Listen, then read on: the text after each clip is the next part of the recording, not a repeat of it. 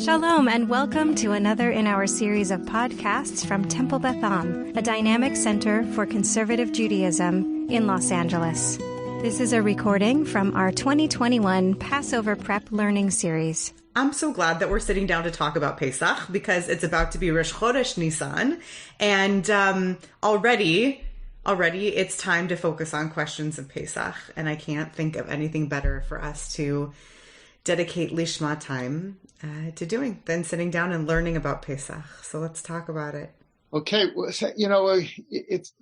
we normally think of our traditional texts and traditions. Oh, it's been that way forever, right? And yet we know that that's not the case in so many areas of Jewish tradition. In fact, for me, as conservative rabbi, the whole concept of evolution of tradition is a cornerstone of my faith. And I think that's what we're about, evolving tradition. And Pesach, and because of the centrality of this holiday, and the Seder in particular, because of the peak of celebration, my wife and I always talk about, you go through slavery in preparing the house and preparing everything for Pesach, and then finally you come to the Seder and you are relieved. You have achieved freedom. Now, Avadim Hayinu. Avadim Hayinu, right? You appreciate the freedom, right? Of course, then you fall asleep. But anyway, that's the wine. But yes. Anyway, but the fact is, I mean, even look at the last 30, 40 years within the Jewish tradition. Yeah. I'm going to go back to the time of the Save Soviet Jewry movement. Many people around the world in the 80s, 70s, and the 80s, when we were pushing for what eventually happened in 1990, had a fourth matzah on the table, in the bag, with the other three. And that was the matzah for Soviet Jewry. It was a recognition of the fact these are people who many of them didn't have the capacity to have matzah. Who was making matzah? So that we remember that, and that was our expression of our physical commitment to participate in this process. And Lord knows, the Jewish people, once that movement took hold, it began with a few very, very committed people. But when that movement took hold, it was powerful. And Pesach, obviously, became a moment of powerful expression for that. So that's one thing. And then, as we were talking before, when the whole issue of women's ordination arose, and certain of the senior rabbis in Eretz Israel reacted to that, one of them said, "Women will become rabbis when there's an orange on the Seder plate." And so I think you said that Shoshana Heschel, right, may have been the one to really pick up on that and push the idea. And she said, "Put oranges on the Seder plates." So people put an orange on the Seder plate as a symbolic expression. Women are going to have become rabbis. It's there, you see, rabbi in Israel, you see. So I mean that's another thing. And then I think also, we use this Haggadah, the Feast of Freedom Haggadah, that the Rabbinical Assembly produced, and it's amazing because here we are a movement that everybody says we're trying to get through things fast, make things shorter, right? Traditional, but short. Okay. And we sometimes have that. This Haggadah is actually bigger than the standard Haggadah. The Magid, the Midrash that talks about all the miracles that happened that led to the Exodus, it's got a lot more material. Yeah. And I think it was because it was developed at a time when the whole concept of creative Haggadot began to blossom, right? All kinds of different designs and concepts were coming out, dealing with things that were relevant for the age when they were being developed. But the fact is, what we added in there was a richer ensemble of Midrash, so families could pick which ones they wanted. The choices were broader, but what was included now were passages that were relating more to today, or then in the 1980s, and it's still today.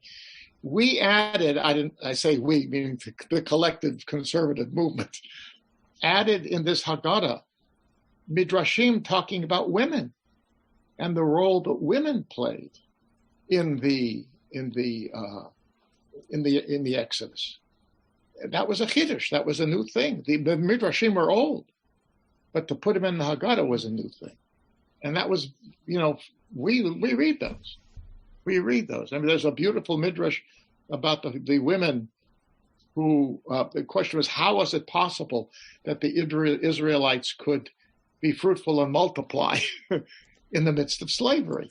My favorite midrash. You know that midrash. The midrash rabbah with the mirrors, with the bringing of the mirrors.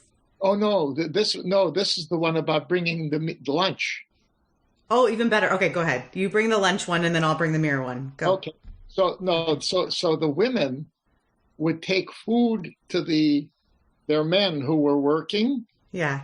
And these presumably were when they were in the fields. I guess they were harvesting the stuff for the bricks, right? Because remember they had to do that on their own, and they would feed their men, and it would give them strength and arousal, and they would procreate in the fields. And that's how, and basically what they were saying, they were doing this to Pharaoh. We're going to find a way to make sure that our numbers grow and we are stronger in spite of you. Mm. And so the women actually were a major factor in the miracle of the growth of the population. Right. So there's a midrash in Vayikra Rabbah that has a very similar premise, in which Moshe challenges the bringing of mirrors. Why would an object that a vanity be permitted to be contributed to the building of the Mishkan? Because that would seem so not only mundane but almost sacrilegious. Yes. And the story is told back to him from the divine that the women would bring their men home tired and restful and ready to sleep at the end of the day, and they would hold up themselves in front of the mirror and say, "Look at me, look at how beautiful I am," and then they would procreate. And it's the same premise. Right. This idea that they needed to keep that flame of the Jewish people alive. What's amazing to me is that we managed to bring the women back into the Haggadah, and yet Moshe still isn't in there. Right. That's so funny to me. It's funny to me because I think about how in Siddur Lev Shalem, we've, in the latest Siddur produced by the Rabbinical Assembly, Miriam's name shows back up in the Micha Mocha, which shows up both at Shachrit and at Mariv. There's a lot of conversation. Miriam is put in brackets in there, and I have a lot of conversation with folks about the tefillah, whether or not they should add that in the Miriam into that tefillah. And I think about that regularly because in the Haggadah, Moshe isn't even in there. Right. So, and nobody's pushing that. No. Nobody's saying, we want Moshe. No, right. Of course. Yeah. But that, you see, that in of itself, you think about the concept when the Haggadah, when the whole concept was put together. The fact that Moshe was left out, when it's totally contrary to the narrative of the Torah itself. Completely. He was the go-to guy. He was God's go-to guy. He's the protagonist of the story, and he's completely missing. And the people blame him for the Exodus in later times. Entirely. Right? Not there. And I understand why, because ultimately this is the whole notion.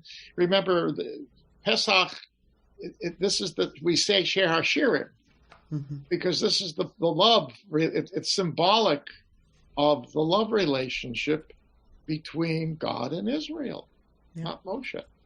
Yeah. He may have been the Shadchan, but who cares about the Shadchan? It's the relationship. So these things, and things continue today. We spent the last number of years in Berlin. When I was teaching at the Frankel College, and the students last year created the Berlin Haggadah, what they call, and they drew in their own personal perspectives on all kinds of things into it was the basic traditional Haggadah, but on the different pages, poems and statements and recipes, seriously, for preparation of food on Pesach. And it was wonderful, a whole new thing. And the interpretations that were, this happened after, they were putting this together, I guess this appeared right after the start of the pandemic.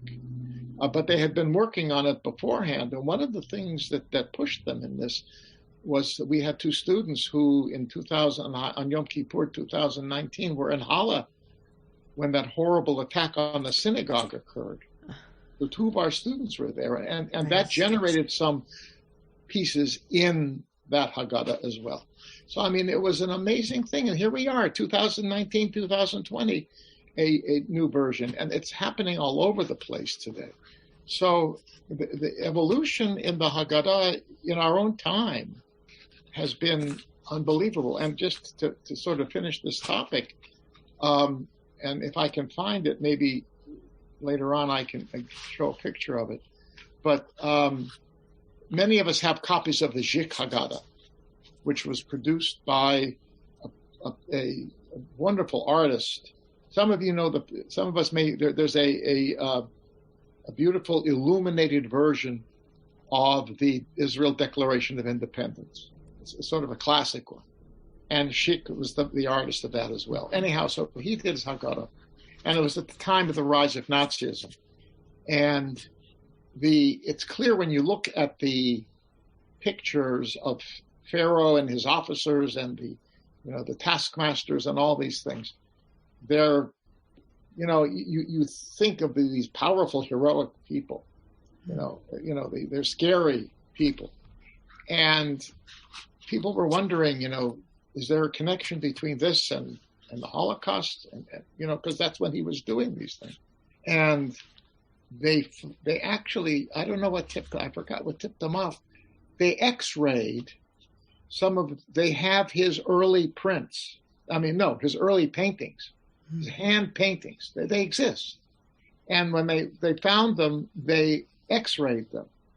And they found that in the early versions of the pictures showing these taskmasters, what appeared as a kind of a gold band on their upper arm was actually covering the original band, which showed a swastika.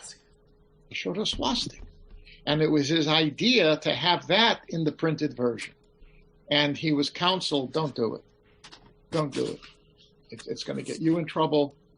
It's not going to work. So that's what happened. But it shows you the power of this book and of this experience called Pesach. You know what else it shows you the power of?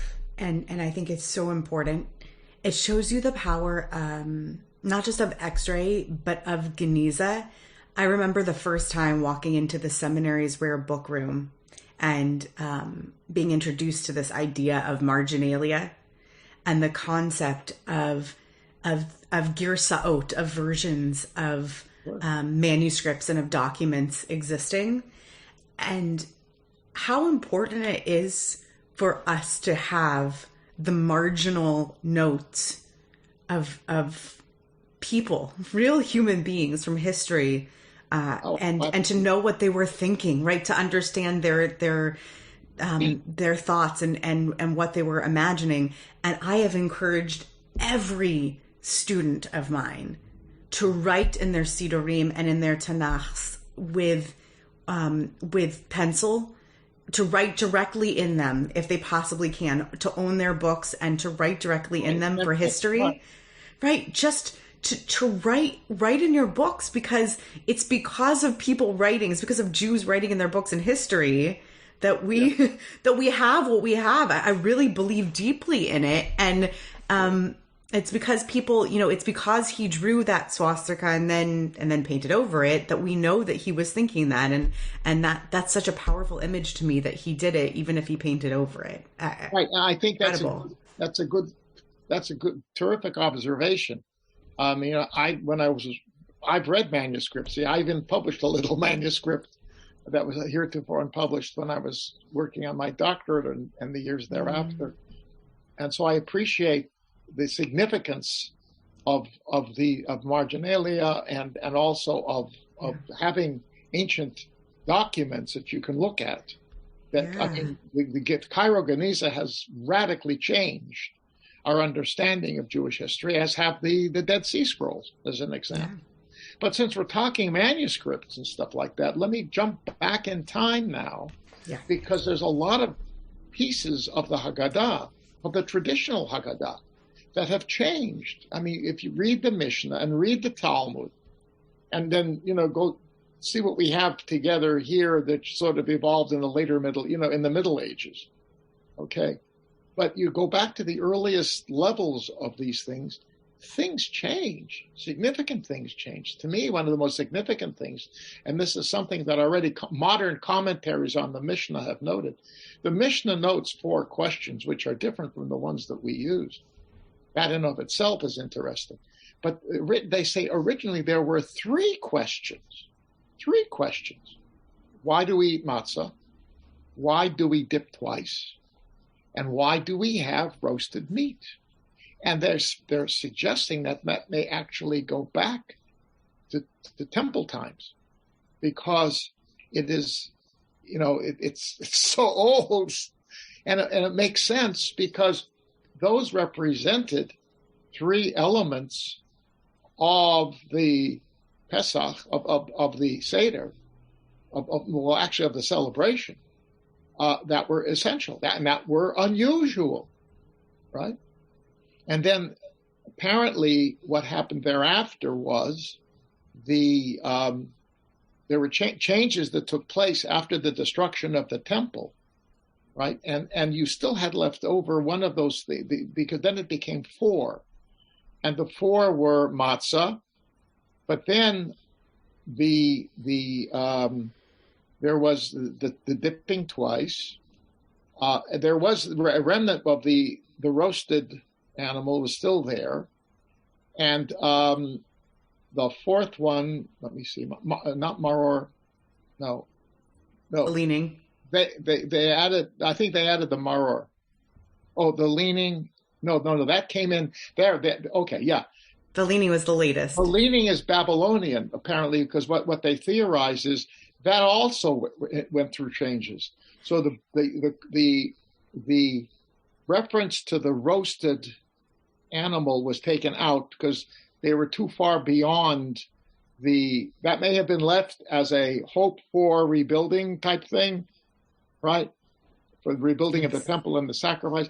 But they realized that wasn't going to happen. That came out, and maror was added. Right. In its place. Yes. And that's the kulanu mesubin line, right? Well, that's the one that's the 4th one I want to get to. Right. What's that? Okay, you're going to get to the maror. So the maror was added in place of the reference to the Paschal lamb, because it was eaten with maror, right? Remember what what Hillel said, right? With Pesach, you eat it with matzah and maror, right? So I mean, the maror was intrinsic with the Passover sacrifice, right? But then, so what happened was that one fell out. And then eventually in Bavel, they were asking, why are we reclining? In Eretz Yisrael, they didn't ask it, because the Greco-Roman feasts, on the basis of which sort of certain of the customs, like dipping food in vegetables in the vinegar or salt water, right? Mm-hmm. Those kinds of things were carryovers from a formal meal that was, if you were wealthy and you had a formal meal, and this relates to the cups of wine, which I'll get to in just a second, right? You had to do certain things.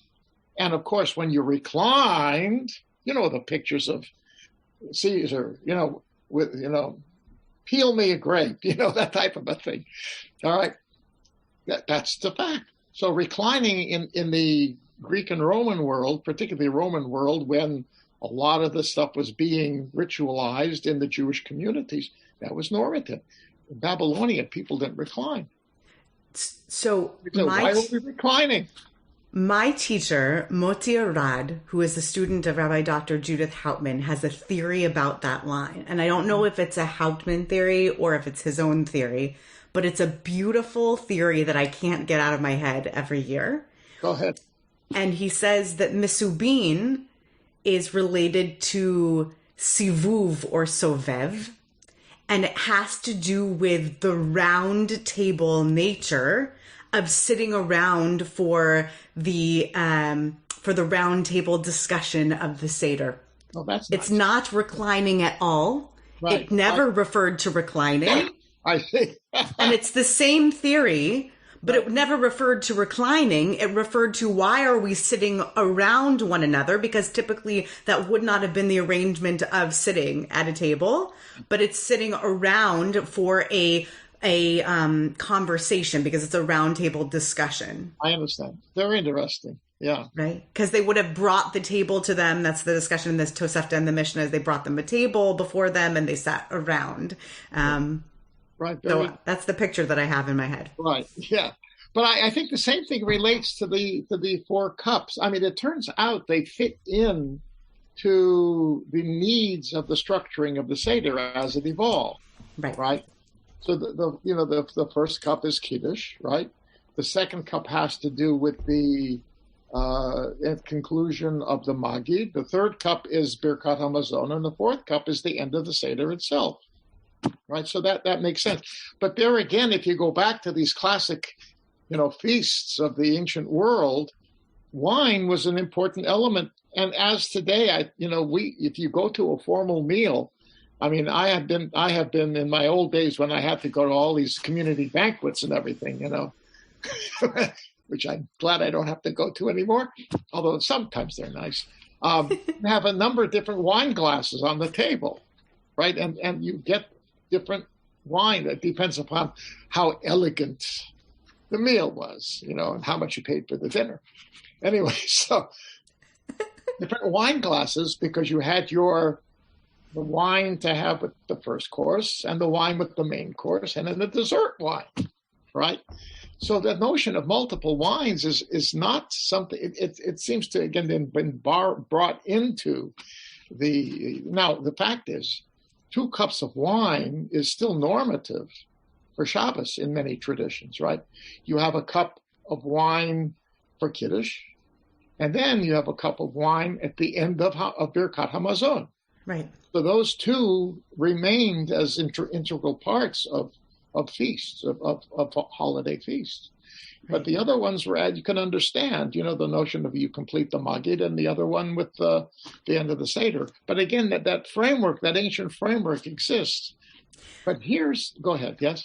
I just want to clarify. I think a lot of people, possibly who are listening to this podcast, might not be familiar with the custom of benching on a kos. And so I just want to clarify for a second this whole custom, because we see it on Pesach night, but we don't always see it at Shabbat. And it's something really beautiful. And this idea is that just like imagine sort of the clutching of the cup at Havdalah, imagine that throughout Birkat Hamazon, you're saying the blessings of all of Birkat Hamazon with the intention that at the end of Birkat Hamazon, you're going to say Borei Pri Hagafen over this glass of wine or cup of wine also. And it's this idea that you're going to extend the holiness of your meal by also, having this cup of wine that's sort of going to be like an aperitif kind of situation, I think is the best way to describe it. Though it can be any kind of wine. I think aperitif probably refers to a type of wine. One of those fancy glasses you're talking about. And so the idea is that when you immediately upon finishing Bashalom, or whatever the last word is of Birkat Hamazon, you would then say immediately Borei Pri Hagafen on that cup that you're holding and drink it. And by the way, when you finish drinking that cup of wine, just like it says in your Haggadah, you then need to say the after blessing on that cup of wine if you're from. But I just want to say that just as there are some things in this world that are more frequently done in a more observant mindset than might appear like once a year. Some people only do this at Pesach, and some people do it every Shabbat. Some people only say hamotzi on Shabbat, and some people say hamotzi over every sandwich that they eat. So I just wanted to play out that idea so people can picture it. Yeah. Well, I mean, I became very accustomed to that because in Germany, in Berlin, that's the custom. In our synagogue, whenever we had a meal or people's homes, you always had Borei Pri Hagafen at the end of pension. Lovely. So that's lovely. Absolutely, yeah. But here too, you see, you get it at the end of the meal, but also you get it at the end of the whole Seder. And so you're right. You're bookending the entire experience with the holiness that the wine represents and the joy. And the joy. That's the point too, right? Yes. But I think, again, but there's a major shift that actually takes place in the order of the Seder when you go from the Mishnah into the Talmud and then later on. Because if you read the Mishnah in Pesachim, in chapter 10, the entire culinary presentation from the dipping, right, the first cup of wine, the dipping, the eating of the matzah, the eating of the sacrifices,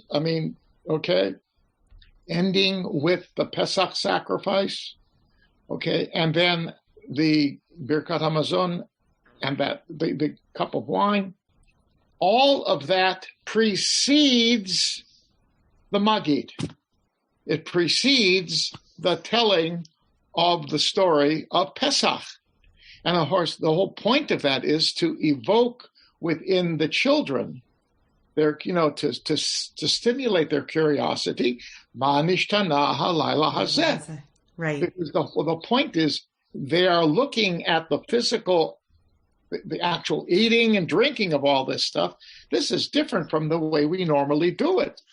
Especially if you're a poorer family, you don't do this stuff. And here you have all that stuff that you've done. Why? Then the father, right? You have to, first of all, according to the Mishnah, you allow your children, you say, okay, ask questions.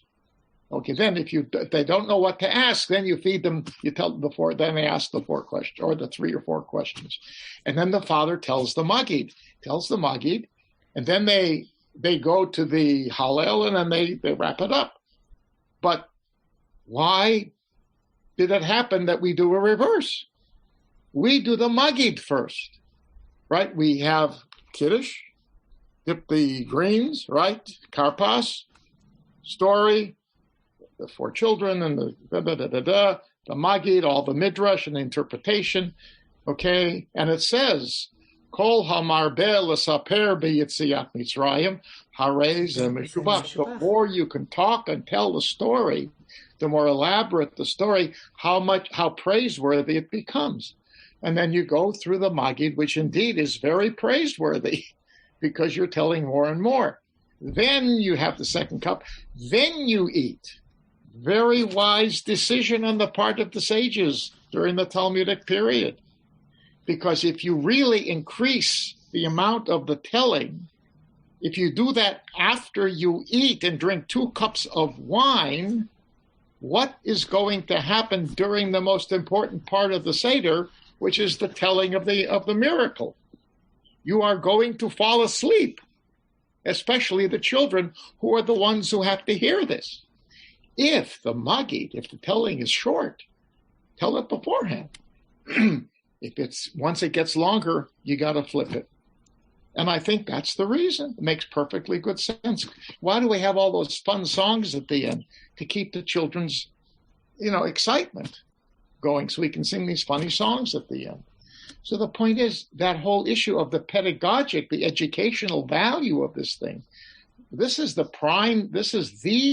meal that has a powerful, if you think about it, educational function. It says, Haggadah levincha, tell your children, right? You've got to tell it. That's unique. So the kids have to be in a situation where they'll listen. And after dinner, they get very antsy, right? Think about it. Think about our kids, right? Anyway, so that's what I believe what happened. But the fact is, we know exactly what the original Magid was, because it's in the Haggadah.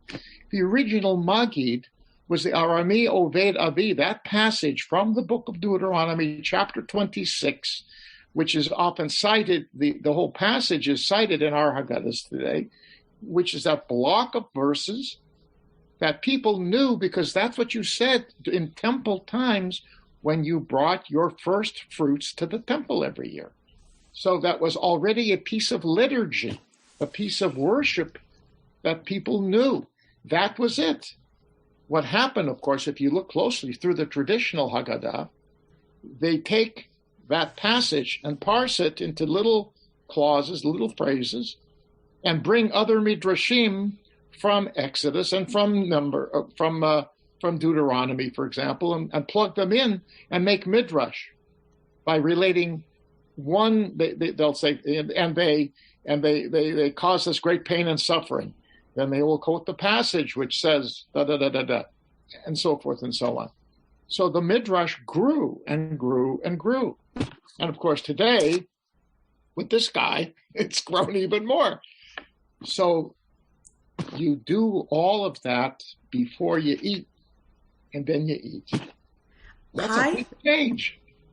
I realize, as you describe that you have set out such a wonderful idea about the Pesach Seder that I've never thought of in this framework before, but it's such a wonderful point that you've made by laying it out this way, which is that people over time with Seders have taken that instruction of Harei Ze Meshubach with the Magid, this idea of extending the Midrash of the Magid, and they have done the same thing with ritual innovation of the Seder, to go back to the beginning of what you and I were talking about when you started talking about the extra matzah and the orange on the Seder plate. And as I'm thinking about the virtual Seder that we're doing as a community this year, and I looked back on last year and what we did as a community and all of the traditions that people brought, I'm thinking people have invented the most amazing things.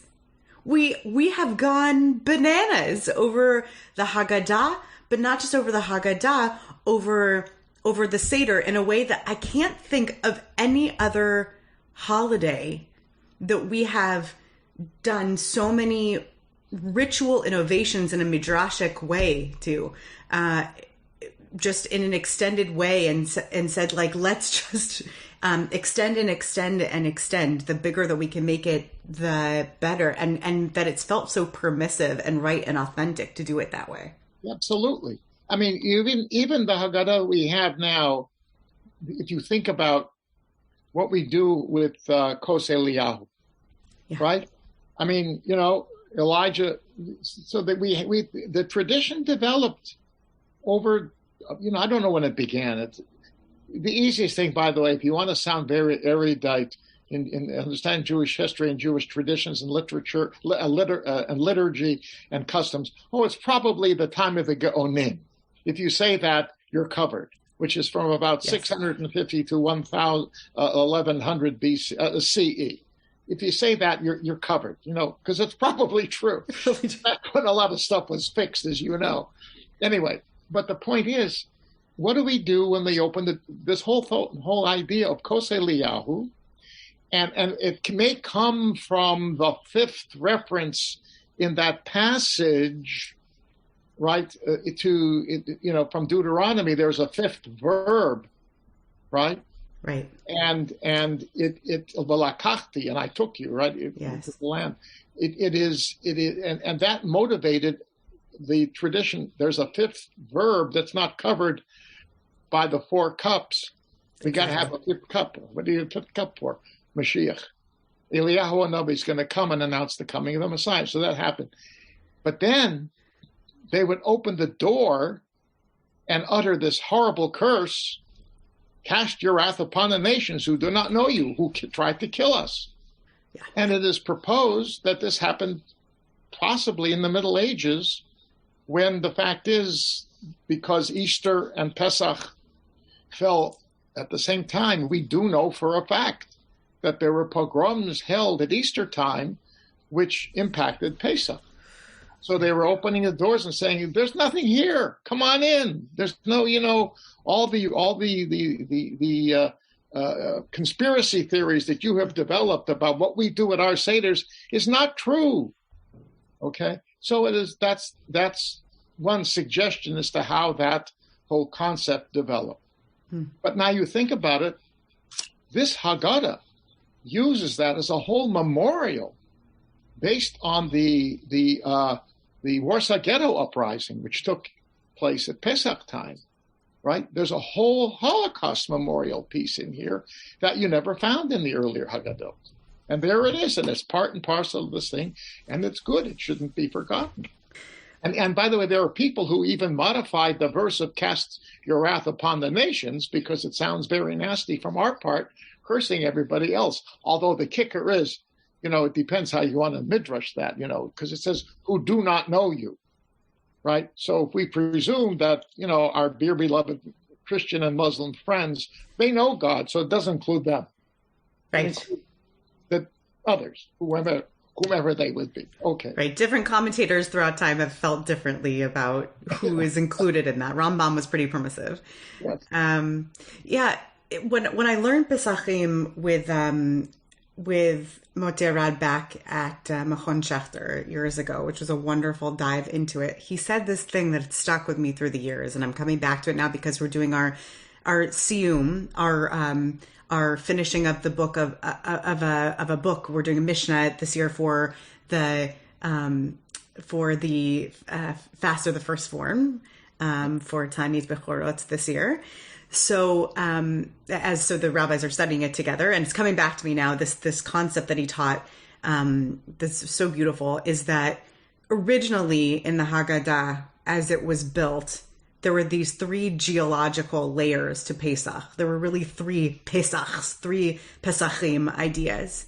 And the original idea of Pesach, the original layer, was the Pesach story, the Exodus.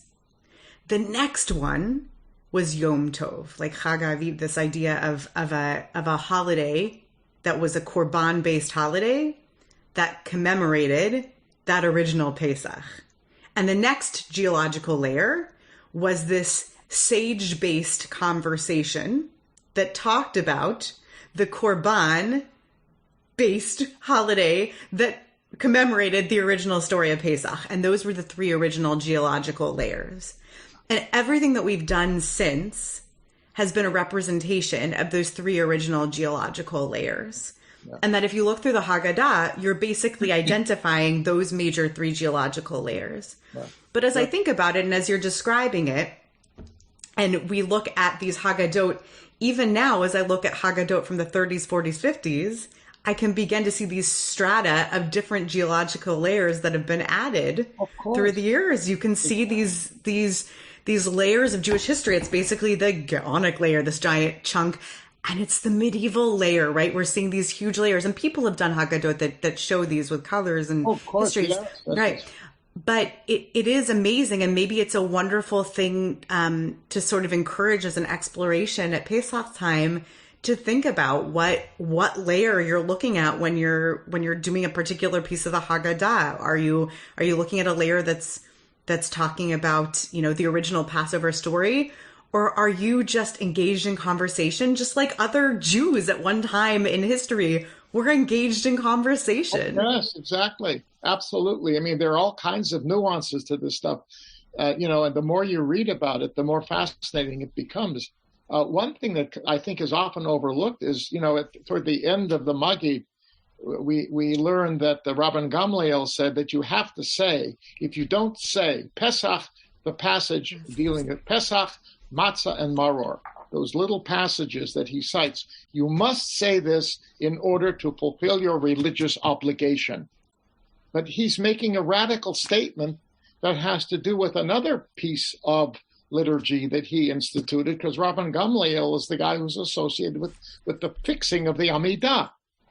And the point is, the common denominator there is the words of prayer are substitutes for physical sacrificial offerings. And that's critical, because that is a concept that changed the nature of Jewish worship. You can say words and they have the same impact in your relationship with God as offering physical things. And to me, that is astounding. We read it quickly because it's at the end, but it's an amazing chap on his part. And I think that is, remember, Gamliel is doing all this stuff within the generation after the destruction of the temple. And he, along with his colleagues at that time, like Rabbi Yochanan ben Zakkai and others, are trying to create new interpretations of religious expression where you can continue ideas that were viably and actively carried out with the temple, even without the temple, because there is no temple. Rabbi Rembaum, that sounds like a very familiar problem in 2020 and 2021. That feels very real and very emotional. Yes. I'm serious about that. That's very resonant. And I have thought about that very often. Yeah. And how wise and how terrified our sages must have been, those to whom this was very serious business. Oh, yeah. What is avodah and avodat halev now? What is worship without a temple? I mean, the insistence that this terrible situation must be temporary, I understand that very well now in a real way that I did not understand before this pandemic. Sure. And that they were able to create this system of words as sacrifice, of words as worship, was just profoundly innovative and faith-filled. Right. It feels very relevant. Yes. I mean, that picks up on certain statements the prophet makes, like Hosea says, don't bring sacrifices, bring words. Right. And that already, because he was very down on the cold ritualization and manipulation of the sacrificial system in the 8th century before the Common Era. But that sets a kind of a paradigm that is very prescient, right? Because it becomes meaningful absent the temple, and even today, yes. Because if you got to say words, it means you got to think, and you got to think, you got to feel, right? And those words should express your angst, your anxiety, your pain, yes, as well as your praise. And we have created systems that allow for that to happen. And that's the beauty of being able to liturgize, to be able to put ritual into verbal form. And you're right, we should not belittle it. It's a powerful, powerful force. And what I hear you saying about the history of the Haggadah is that Jews everywhere should feel that just as our sages had the right to innovate and improvise and create new traditions, it's in our hands now to do that. Right, exactly. And to express the essence of what the ideas here are, the powerful values here, freedom and relationship and human-God relationships and interpersonal relationships and not hating people and all this stuff is all here. And it's interesting. People say the Siddur, right, the prayer book, is the people's book, right? Because not everybody studied Talmud or Mishnah, but everybody prayed, okay? And today, even more so, This is the people's book. Because so many Jews who may not go to synagogue regularly and may not be comfortable with everything in the Siddur, they have these books in one form or another. This is the people's book. The Seder is the people's, that and Shabbat are the two big celebrations of people. Well, good.